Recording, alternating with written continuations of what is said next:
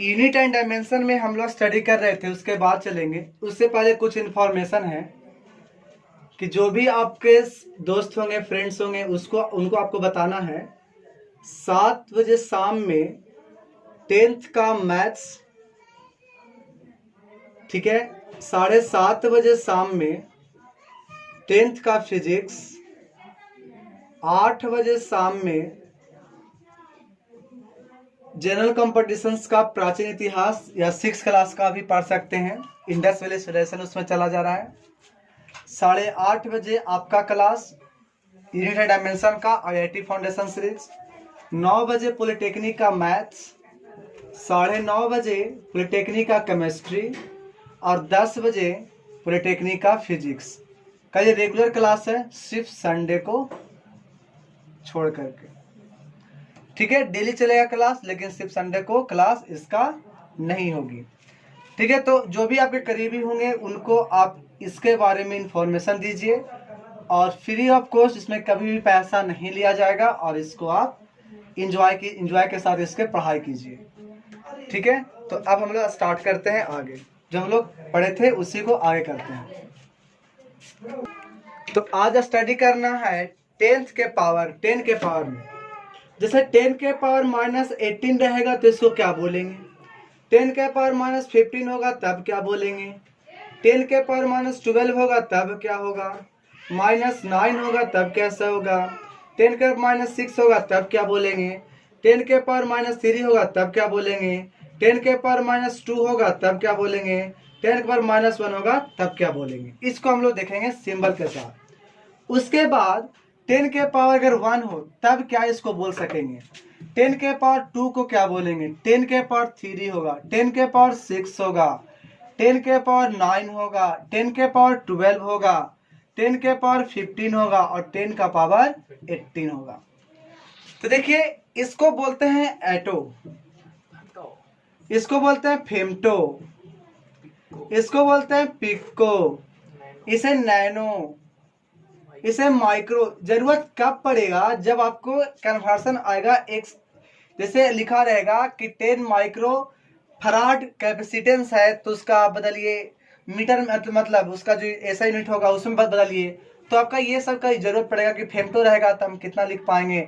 एक नैनोमीटर है तो उसको मीटर में चेंज करना है तब क्या लिखेंगे, तो नैनो के जगह पे रिप्लेस कितना से करना है, 10 का -9। ये सब आप लोग को यहाँ पर बताया जाएगा, तो याद करना बहुत जरूरी है इसको, ठीक है। तो इस प्रकार से कि atto, femto, pico, nano, micro, milli, centi, deci, deca, hecto, kilo, mega, giga, tera, peta, exa, एक लाइन में दम पूरा 18 तक, -18 से स्टार्ट कीजिए और +18 तक बोल दीजिए। करीब करीब कितना सेकंड में, तो 10 सेकंड से भी कम टाइम लगे, ऐसे करके दम बोल देना है। उसके बाद क्या होगा, मिली इसको बोलते हैं, उसके बाद सेंटी होगा, उसके बाद यहाँ पर डेसी होगा।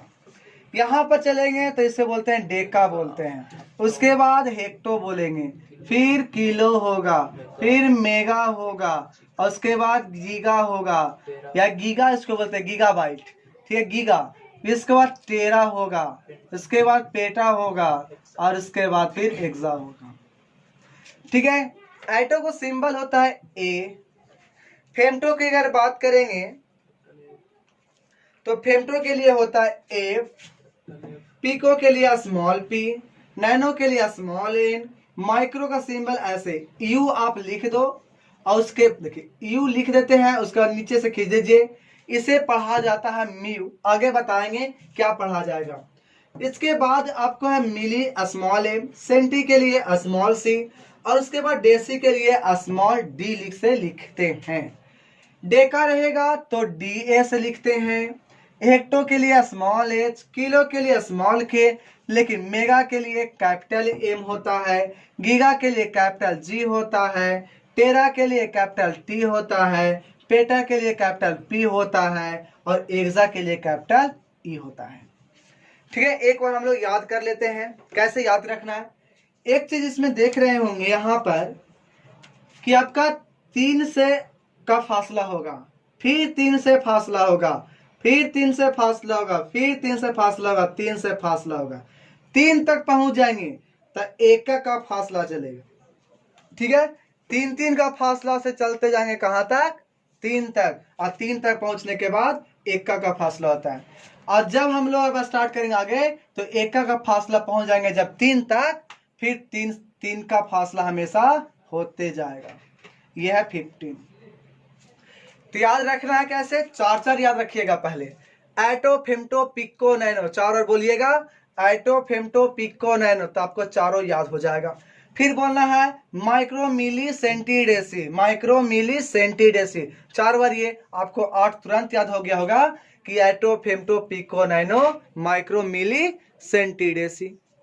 इस प्रकार से deca, hecto, kilo, mega, deca, hecto, kilo, mega, giga, tera, peta, exa, इस प्रकार से यहाँ पे 8, 8, 16 आपको प्रीफिक्स दिखाए गए हैं। तो इसे बोलते हैं प्रीफिक्स, जो कि पहले लगता है। जैसे अब इस पर थोड़ा सा देख लेते हैं कि क्या क्वेश्चन पूछा जाएगा। पूछा ये जाएगा कि 5 नैनोमीटर था, तो आप बताइए कितना मीटर होगा। कैसे बनाएंगे, तो 5 के 5 रखेंगे, नैनोमीटर है तो नैनो के जगह पे कितना लिखना है, 10 के पावर -9, तो बोलेंगे 5 × 10⁻⁻9 मीटर आंसर।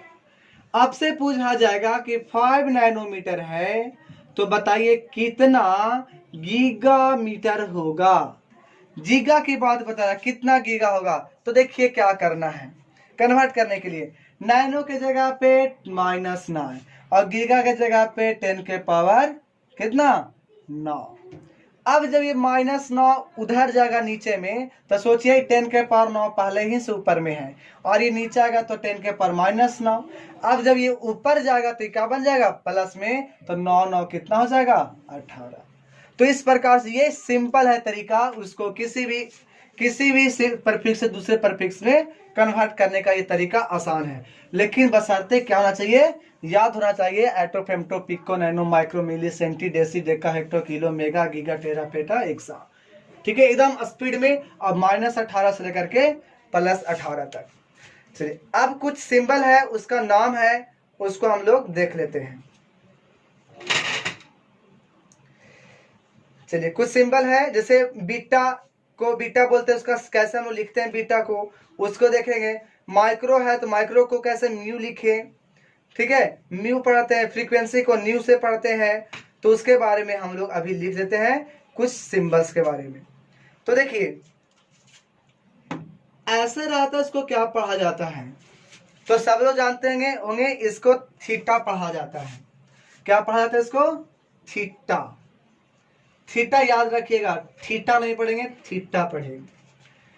ये होता है बीटा, इसको क्या पढ़ते हैं बीटा। इसे क्या पढ़ते हैं गामा। फिर आता है इस प्रकार से, इसे पढ़ते हैं डेल्टा। और एक ट्रायंगल का भी साइन देते हैं, इसे भी पढ़ते हैं डेल्टा। अब जो ऐसे लिख रहे थे ना, इसको पढ़ते हैं म्यू। इसे क्या पढ़ते हैं, तो इसे पढ़ते हैं लैम्डा।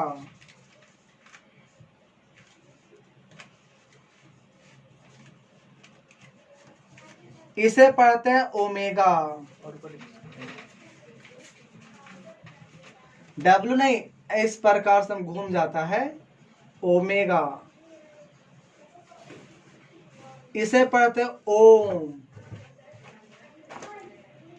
चांद लिखा रहेगा, इसे काटा रहेगा बीच से, इसको बोलते हैं इप्साइलोन। इसे पढ़ा जाता है पाई।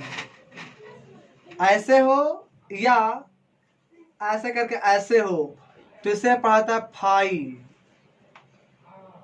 त्रिशूल रहता है, इसको पढ़ते हैं साई। पी यहां पर साइलेंट होता है। इस प्रकार से लिखते हैं, इसको पढ़ते हैं रो।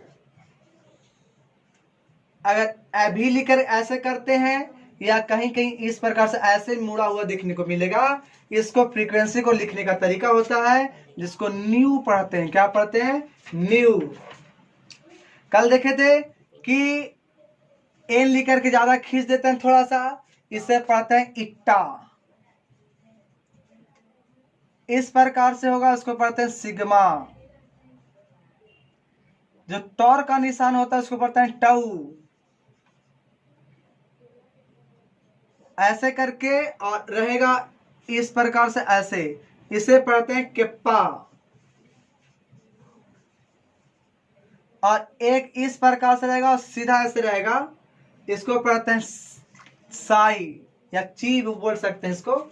और इस प्रकार से कर दे तो इसको बोलते हैं अप्रोक्सीमेशन, यानी लगभग का, अप्रोक्स। ठीक है, इस सबको याद रखना है। अब इसके बाद हम लोग को आज क्वेश्चन प्रैक्टिस करना है। तो सबसे पहले इसे क्या बोलेंगे, theta, beta, gamma, delta, delta, mu, lambda, omega, ohm, epsilon, phi. ठीक है, आप लोग इसको क्या करोगे, पढ़ लोगे। एक बार पढ़ लिया तो फिर से क्या करोगे, पीछे से बैक करके और उसको पूरा पढ़ लोगे। तो अब हम लोग क्वेश्चन पर आते हैं, कुछ क्वेश्चन प्रैक्टिस करते हैं और उसके बाद हम लोग आगे बढ़ेंगे। चलिए, क्वेश्चन है find the dimensional formula of following quantities. Question है find the dimensional formula of following quantities.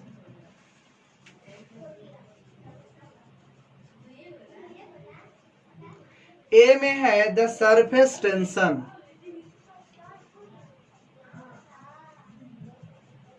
S formula आपको दिया हुआ है।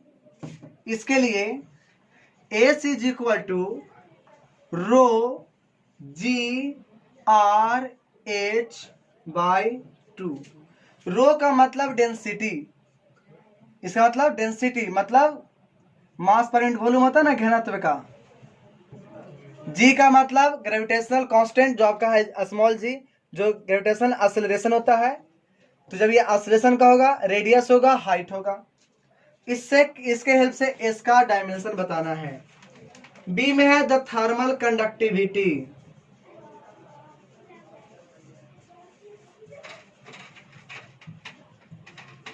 के फॉर्मूला कहां से, तो Q बराबर फॉर्मूला होता है K इंटू ए मतलब एरिया, θ2 माइनस θ1 इंटू टी और बीट में D। तो देखिए आपका Q हो गया हीट एनर्जी, तो कोई भी है एनर्जी है। K का निकालना, A है एरिया, E है टेम्परेचर, और T है आपका टाइम। T क्या है, टाइम, और D आपका डिस्टेंस या थिकनेस। आपको यहां से निकालना है K। C में है कोएफिशिएंट ऑफ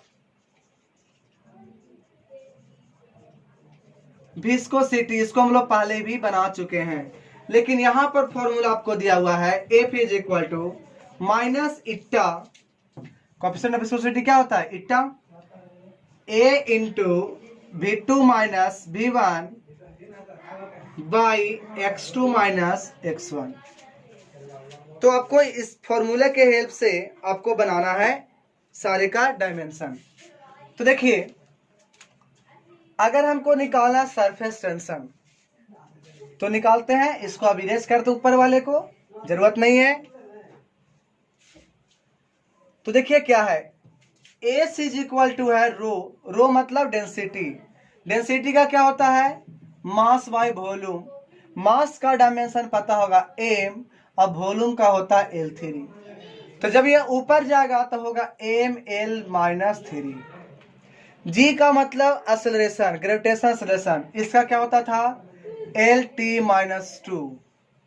R का मतलब रेडियस, तो क्या होगा लेंथ, और H का मतलब भी क्या होगा लेंथ। 2 का तो कोई डायमेंशन होता नहीं है, छोड़ देंगे। M कितना है, 1 है। L यहां से 1 2 3 प्लस में और माइनस 3, यानी L कितना हो जाएगा 0, और T हो जाएगा माइनस 2। आंसर। इसी प्रकार से अब हम लोग देखते हैं थर्मल कंडक्टिविटी का। आप लोग बनाइए पॉज कर करके, ठीक है। चलिए नेक्स्ट क्या है, थर्मल कंडक्टिविटी।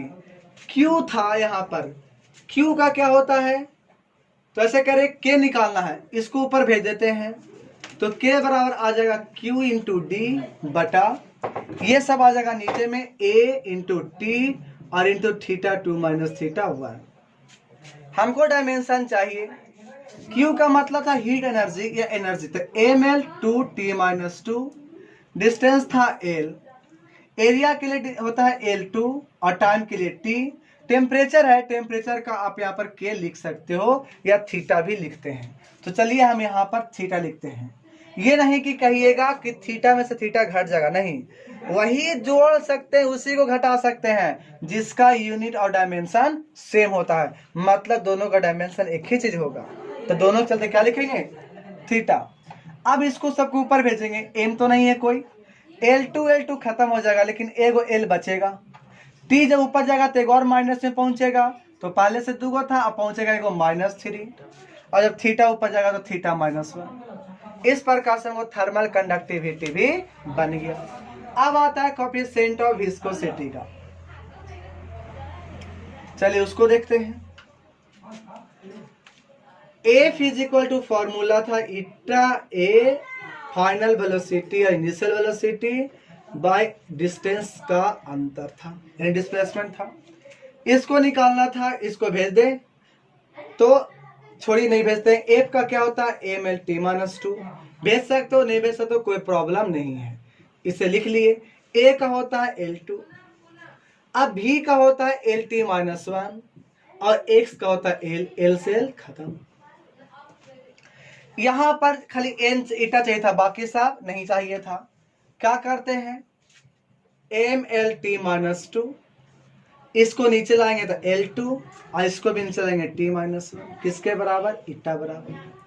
अब जब सबको ऊपर भेजेंगे तो m एक ही है, L ऊपर जाएगा तो ऊपर 1, लेकिन नीचे माइनस, 2 ऊपर जाएगा तो -1, ऊपर जाएगा माइनस में तो बनेगा प्लस में, लेकिन -2 था तो होगा T-1। ये भी कल आया था, तो आज भी हमारा ये क्वेश्चन क्लियर हो गया। चलिए इसी प्रकार से कुछ क्वेश्चन और हम लोग प्रैक्टिस करते हैं। एक क्वेश्चन और है,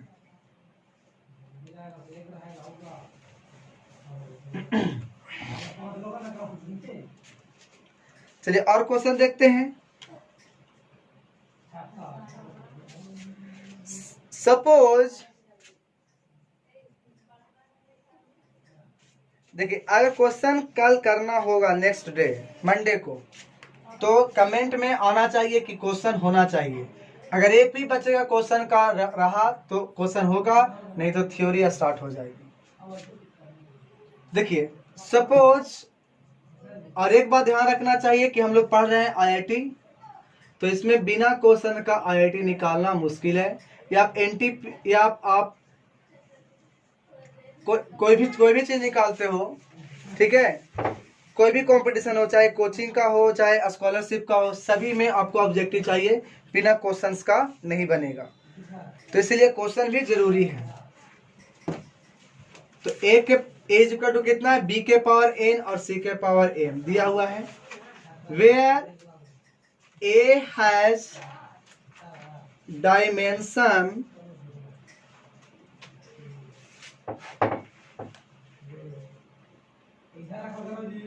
LT, ए का डायमेंशन कितना है LT,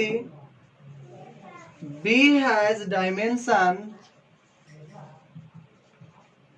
L2T-1 and C has dimension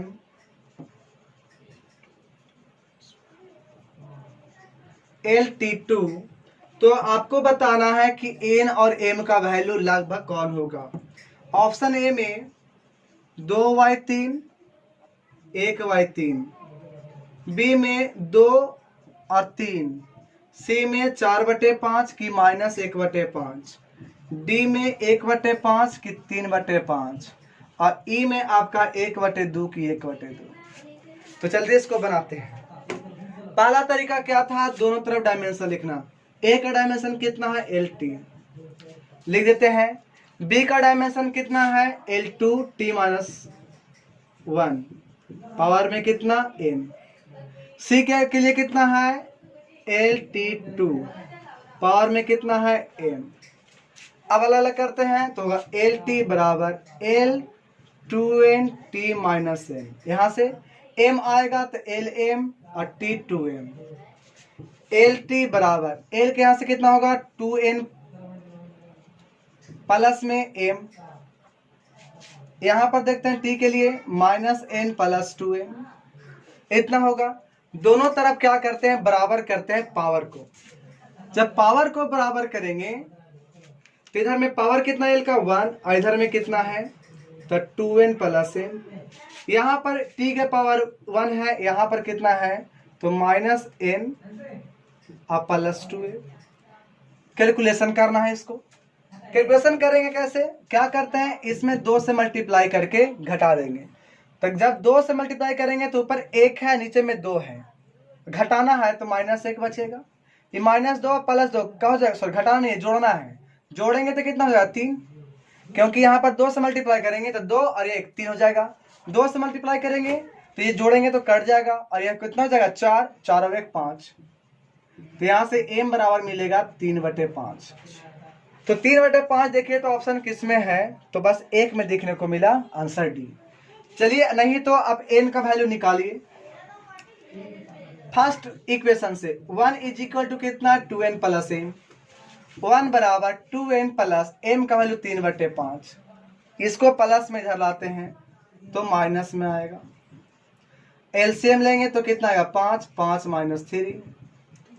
तो यहाँ से देखेंगे तब 5 में से 3 जाएगा तो 2/5 बराबर 2n, 2 से 2 खत्म तो n बराबर 1/n। तो n बराबर 1/5 और कितना आएगा 3/5।